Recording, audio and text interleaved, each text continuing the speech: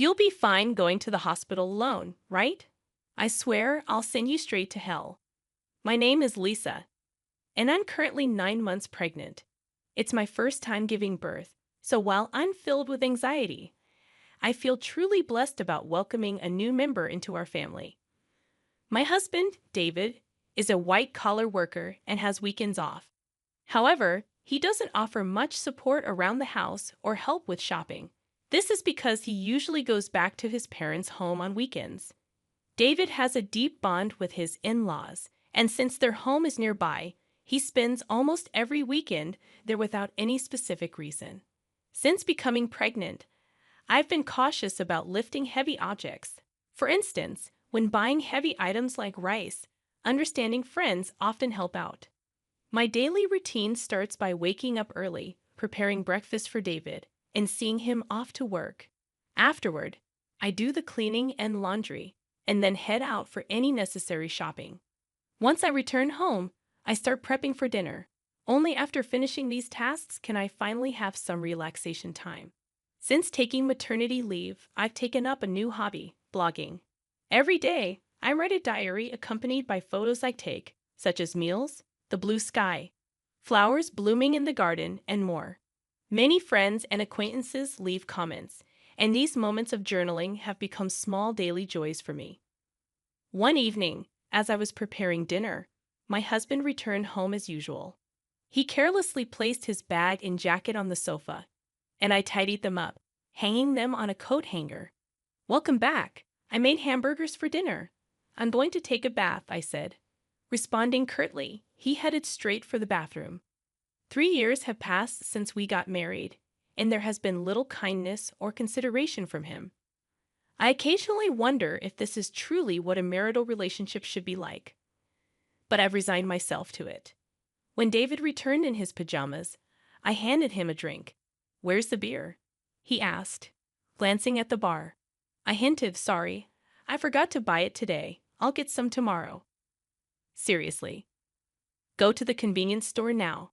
His demeanor changed immediately, and he spoke with evident anger. I was irritated. Why was he asking his pregnant wife to do this? If you want it so badly, why don't you go get it yourself? It's hard for me to move around with this big belly. At that moment, he became even angrier and started shouting. "You're the one who forgot to buy it. It's your job to fix that mistake. Just because you're pregnant doesn't mean you get special treatment." My mother always said it's important to keep moving for the sake of health. Knowing that he doesn't calm down easily when he's angry, I reluctantly decided to go to the convenience store. Once I arrived, I bumped into Sarah, a neighbor. "Oh, Sarah, good evening." "Good evening, Lisa. Did you forget to buy something too?" "I ran out of sauce, so I came here." Sarah's cheerful voice slightly lifted my spirits. "My husband really wanted beer, and he told me to buy it. Why didn't he just go himself?" "That's what I said, but it didn't get through to him." "It sounds like you're having a tough time, Lisa." After walking together for a bit, Sarah and I parted ways at a crossroad. When I returned home, David was lounging on the sofa, watching TV, having not even cleaned up after dinner. "Why did it take you so long? What were you dawdling around for? Give me the beer." David's disgruntled voice and his insensitive remarks made my heart ache. However, I handed him the beer without a word and began cleaning up after the meal. How could he say such things to me, especially when I'm pregnant? I felt the urge to retort, but I didn't want another shouting match, so I remained silent. Afterward, I had my dinner, took a relaxing bath, and headed to the bedroom. The next morning, David acted as if nothing had happened. It seems he's the type to forget everything after a good night's sleep. However, I couldn't forget his words from the previous night, and I consciously ignored him. "Why are you making that face so early in the morning? Don't take it out on me. I'm heading to work now, so be a bit considerate. You know the importance of appreciation, right?" Due to what he said, I was filled with the urge to retort, "That applies to you, doesn't it?" But out of shock and disbelief, all I could do was sigh deeply and see him off. "Be careful, right? I won't eat dinner tonight. See you." Without any explanation, David left in a hurry. After seeing him off, I took care of household chores and went shopping as usual. However, since David mentioned he wouldn't be having dinner, I decided to prepare something simple just for myself. Then, as I was about to start my meal alone in the evening, I heard David's unexpected return and rushed to the entrance.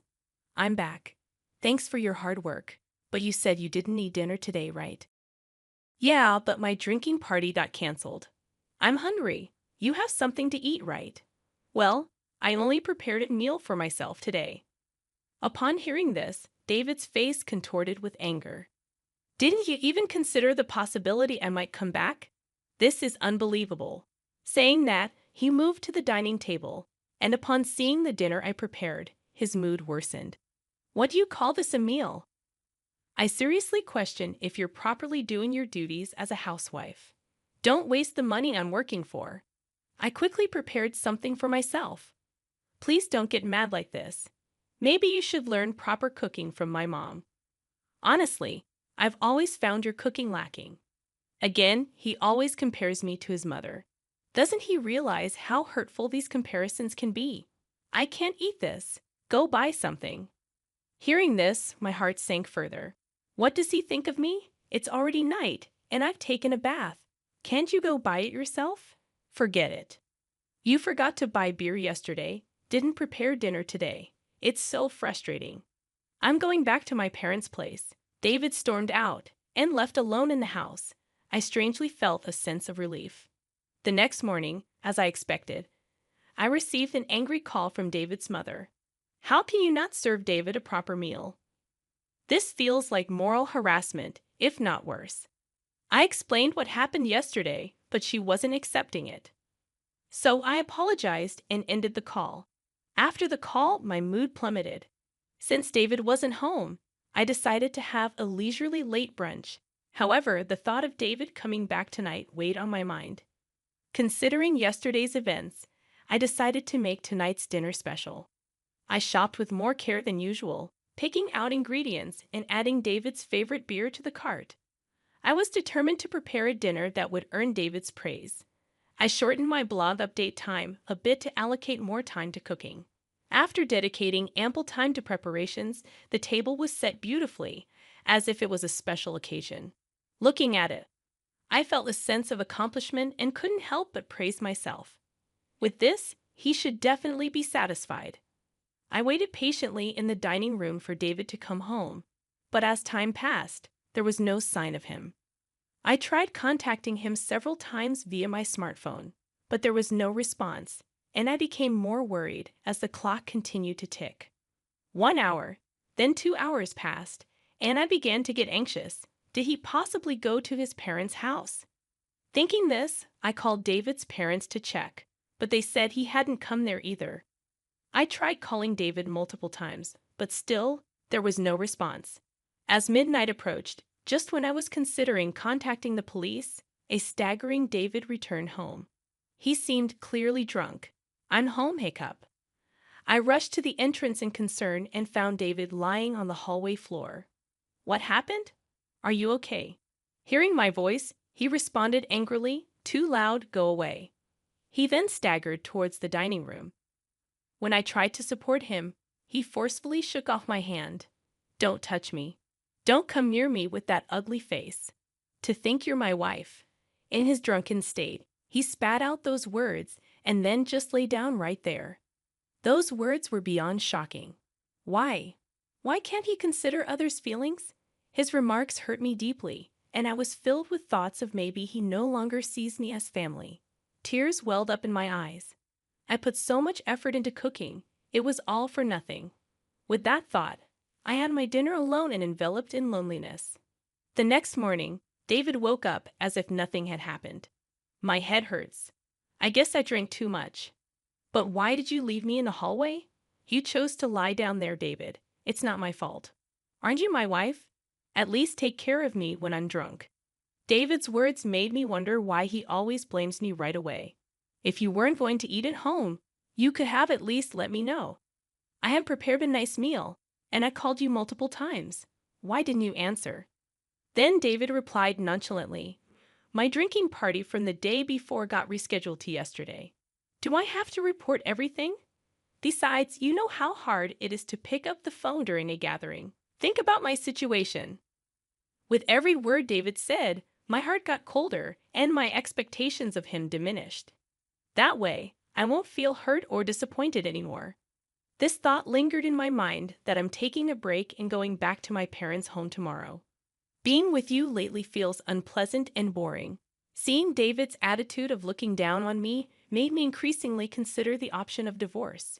Our baby is due soon, and my heart races in anticipation.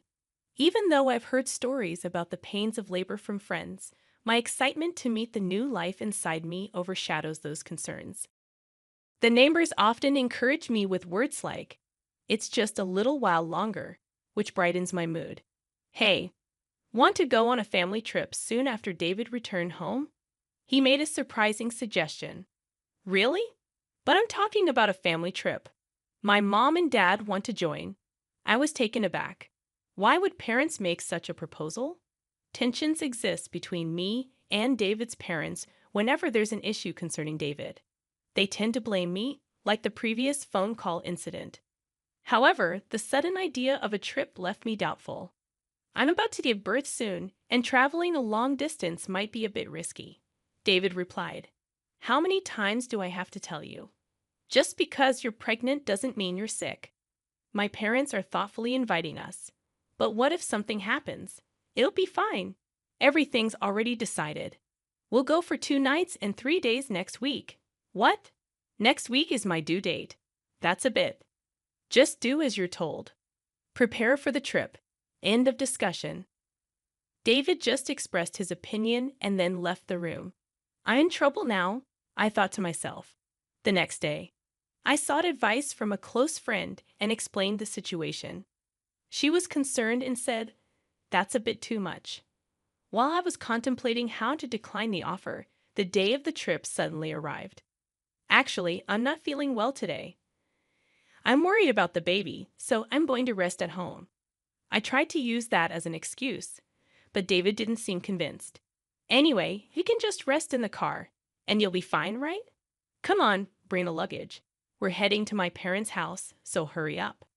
As we headed to the car, I was worried and asked, "Is this really okay?" After loading our luggage into the car and sitting in the passenger seat, I felt warmth at my feet. Looking down, I noticed water spreading around them. "Oh my water broke." I immediately informed David. "David, I think my water just broke. Please take me to the hospital quickly." Taken aback by the situation, David exclaimed, "Are you serious?" "Yes, I'm serious. We need to go to the hospital now. The baby might be coming." While trying to clean up the water with a towel in the car, David suddenly opened the passenger door. "David, what are you doing? We need to go to the hospital. Get out, you're going to make a mess in the car." I was in complete shock. "What are you saying?" I said, "Get out. I need to clean the car." Then David forcefully pulled me out of the car. In this unbelievable situation, David said, "I can't believe this. We were supposed to be on a family trip. Just go to the hospital by yourself." I was too shocked to say anything as I called out to David, "Wait, how can you leave me here like this?" He drove away, leaving me behind. Feeling overwhelmed, I quickly dialed for an ambulance. When someone approached, asking, "Lisa, are you okay?" It was Sarah, looking concerned. Sarah immediately recognized my predicament and arranged for a special taxi, comforting me throughout. Grateful for her kindness, tears streamed down my face. Soon after, I safely arrived at the hospital, thanks to Sarah's help. On the way, she held my hand and cheered me up, staying by my side until I was taken to my room. While being transferred, I made a silent vow. I will make him pay for this. Even as labor pains grew, Sarah kept holding my hand. Furthermore, she contacted my parents, who soon arrived at the hospital and looked deeply concerned. Sarah whispered to them, "There's something I want to discuss." The three then left the room. As the labor pains intensified, my smartphone vibrated from a corner of the room. "Who is it?"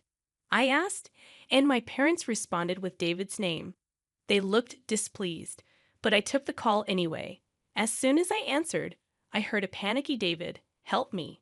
However, I was in no state or mood to converse with him and promptly ended the call.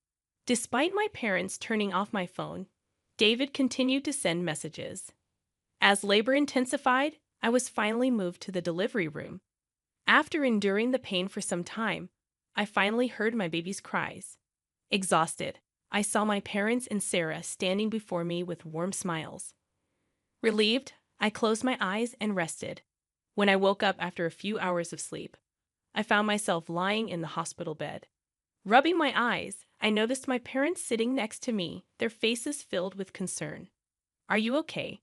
My mother asked gently, still feeling the weight of exhaustion. I couldn't muster the energy to sit up, while my father looked teary-eyed. My mother consoled him, saying, "The postpartum period can be exhausting." Witnessing this heartwarming scene, a smile formed on my face. "How's the baby?" I inquired. My parents informed me that the baby was undergoing some tests but would be back in the room soon. However, I noticed Sarah wasn't present. Responding to my unspoken question, my mother remarked, "Sarah left a little while ago." Thinking about how things might have turned out had Sarah not been there, a feeling of gratitude settled over me. I made a promise with my parents that after being discharged, I would visit Sarah to express my gratitude. Turning on my smartphone to inform my friends about the birth, I was met with an overwhelming number of missed calls, mostly from David. The sheer number left me momentarily stunned, but I felt no hope or expectation from his calls. So I closed the notifications without hesitation. One of my friends visited the hospital room to congratulate me on the birth. As she rejoiced and extended her genuine wishes, I opened up about the recent incidents with David. After hearing the story, she expressed both shock and anger, half-jokingly saying she'd like to punish him a bit. But she also emphasized that my health and rest were paramount, chatted with me for a while, and then left. My parents, already briefed by Sarah about the whole episode, asked, "What are you planning to do next?" I shared my thoughts about my relationship with David and told my parents I'm considering divorce. They respected my decision and provided their support. Upon my discharge, I planned to stay at my parents' house, where they had prepared a room for me. Meanwhile, David seemed to have visited the hospital, but as I had informed the hospital staff that I didn't wish to see him, he wasn't allowed in. The next day, Sarah came to my hospital room holding a fruit basket. "Sarah, you came!" I exclaimed with delight. "You seem to be recovering well, but remember not to overexert yourself. Postpartum fatigue can be quite profound," she advised. Feeling comforted by Sarah's words, I sighed with relief, taking the fruit basket from her. "Sarah, thank you so much for helping me. I don't know what would have happened if you weren't there." I expressed my deep gratitude as I bowed deeply. Sarah gently laughed, saying, "What's most important is that both you and the baby are healthy. I just want a small hand. Regardless, I'm forever grateful. Once things settle down, I'll come over to thank you properly." Sarah laughed warmly in response. "You know, I've talked to my husband about what happened. He seemed quite furious." From her words, I could somewhat deduce David's situation. "Sarah, I'm truly sorry for dragging you into this mess," I admitted. "Don't worry. Remember who you owe for being able to work at your current company. This incident is truly hard to forgive." At that moment, I heard a stern tone in Sarah's voice for the first time.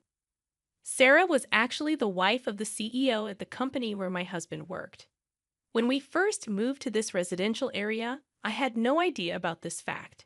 However, as we frequently encountered each other at the local supermarket, shops, and occasionally at convenience stores, we gradually became closer. We even began to enjoy tea together, and during these sessions, I learned about the nature of her husband's job. On the other hand, my husband was completely unaware of this background. This was because he didn't even accompany me for our initial neighborhood greetings and didn't prefer interacting with our neighbors. Sarah had previously told me gently, "I don't want to cause any trouble, so don't tell your husband," and I had respected that request. Knowing that I was pregnant and still being forced to endure my husband's unreasonable behavior, Sarah had several times suggested, should I talk to my husband about this? However, I had always declined, not wanting to trouble her. But with this recent incident, perhaps even Sarah reached her limit. That's why my husband kept calling Sarah.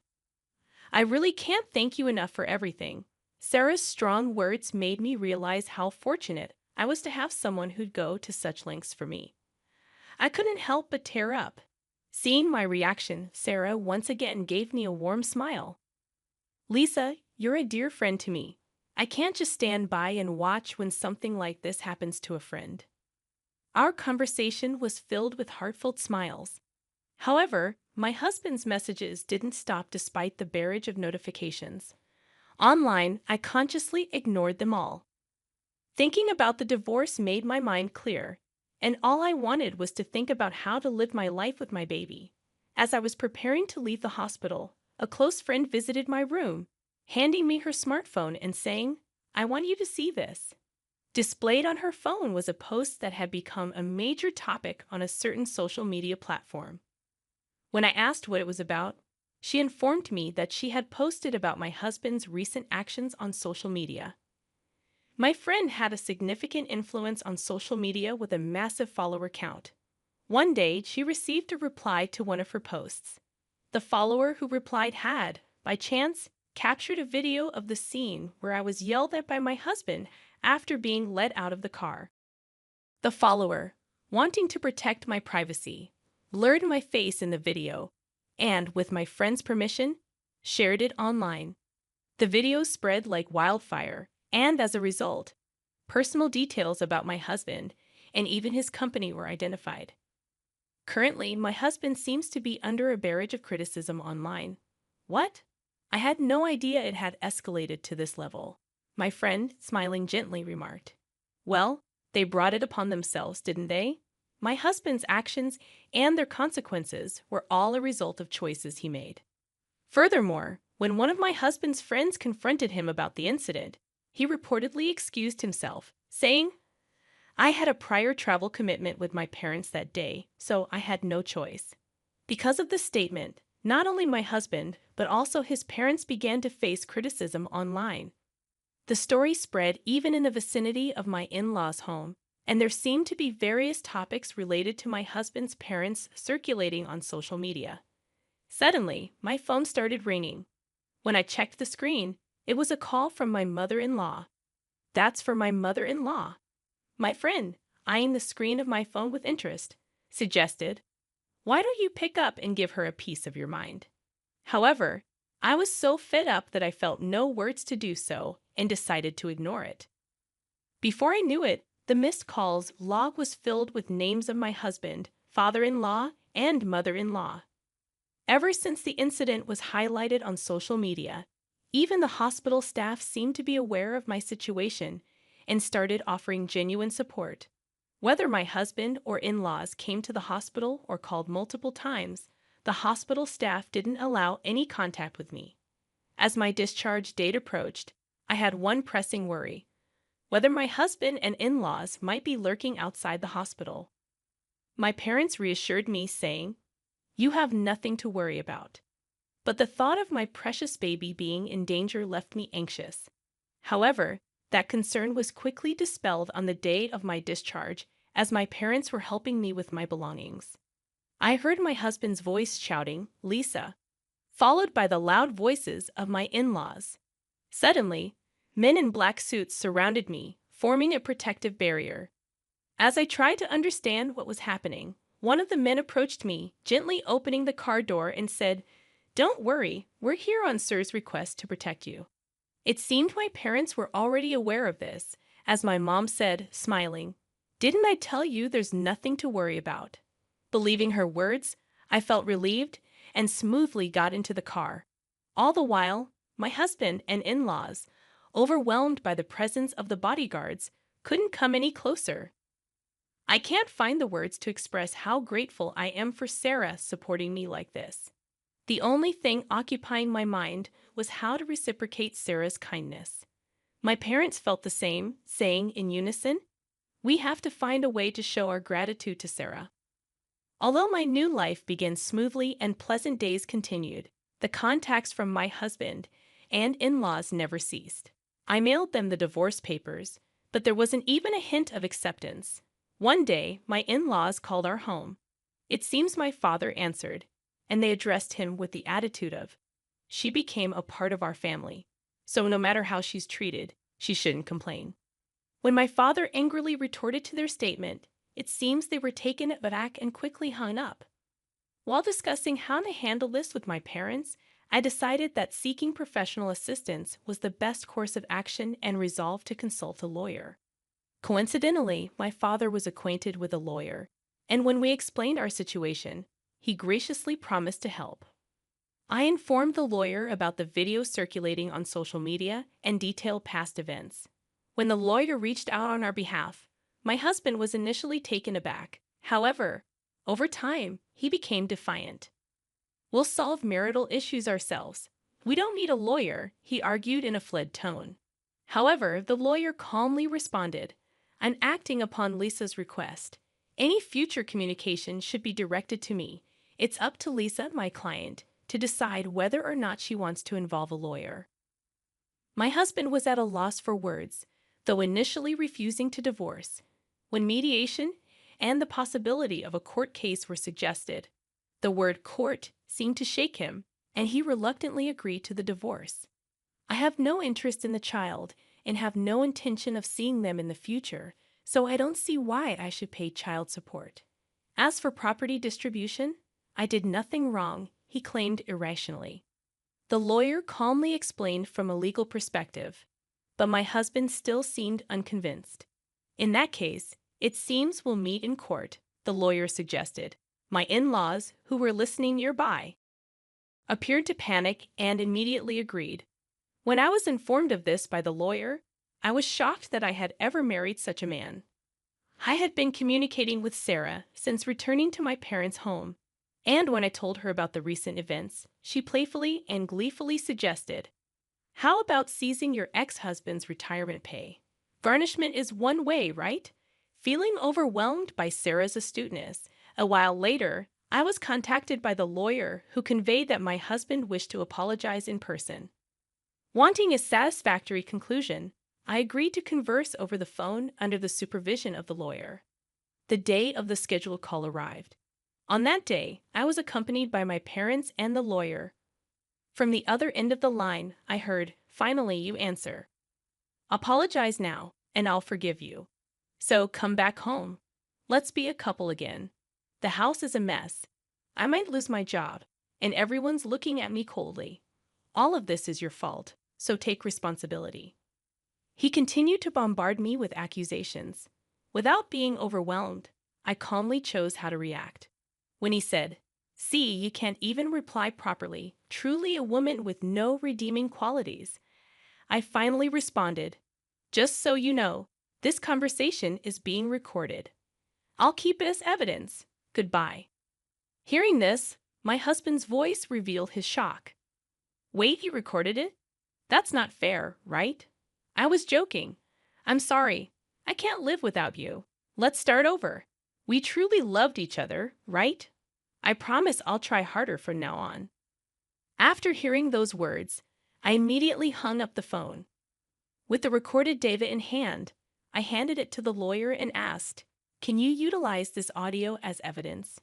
Shaking his head in disbelief, the lawyer remarked, "He truly is an incorrigible man." My parents, feeling the same as me, had firmly decided to sever ties with him. Seeing his behavior filled them more with astonishment and disappointment than anger. At some point, I realized I was slightly enjoying this drama, clinging to the little devilish side of me that emerged.